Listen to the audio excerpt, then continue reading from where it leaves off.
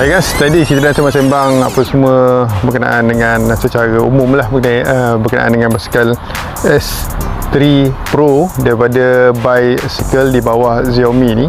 Jadi apa kata kita pergi dengan lebih detail? Secara kelazimannya, bila kita beli barang elektronik yang besar-besar macam ni ataupun yang kecil sekalipun, kita akan dibekalkan dengan user manual lah tanpa terkelu lidah. Dia akan terangkan basic, kalau boleh dapatkan maklumat basic dalam user manual ni, di antaranya macam mana struktur basikal tu sendiri, dan yang paling penting, bila kita beli, kita kena tahu apa yang datang sekali dalam basikal ni ataupun e-bike ni. Terutamanya ada charger 1 unit, lepas tu adalah tool sikit, kemudian dia bagi pedal pedal tu tak dipasang, kita kena pasang nanti. Kemudian ada 2 unit kunci yang diberi dan seunit basikal. Okay, untuk pengetahuan korang semua, sebenarnya untuk bicycle daripada Xiaomi ni, dia ada banyak version sebenarnya. Dia ada version 1, ada version 2 ataupun kita panggil S1, S2, dan ni adalah yang S3 Pro sebenarnya. Jadi korang boleh tengok dia punya variety ataupun kelebihan yang ada pada basikal ni, terutama dari segi nak folding yang macam ni.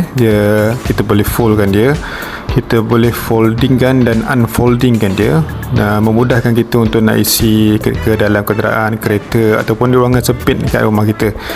Dia boleh fold kat sini dan kita boleh laraskan juga bahagian kursi tu ke bawah, dan kita boleh laras di bahagian hadapan ni mengikut keselesaan korang nanti bila nak ride menggunakan basikal ni.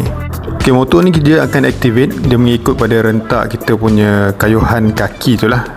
Jika kayuhan kaki kita berterusan, dan dia motor akan bantu, dan naik bukit tu macam kita tak rasa apa-apa sebenarnya. Macam entahlah, aku dah try dah, tapi memang membantu sangat. Naik bukitnya agak curam juga, memang best lah.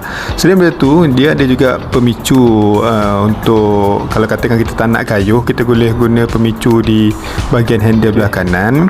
Kemudian basikal ni juga didatangkan dengan suspension depan dan belakang. Jangan risaulah.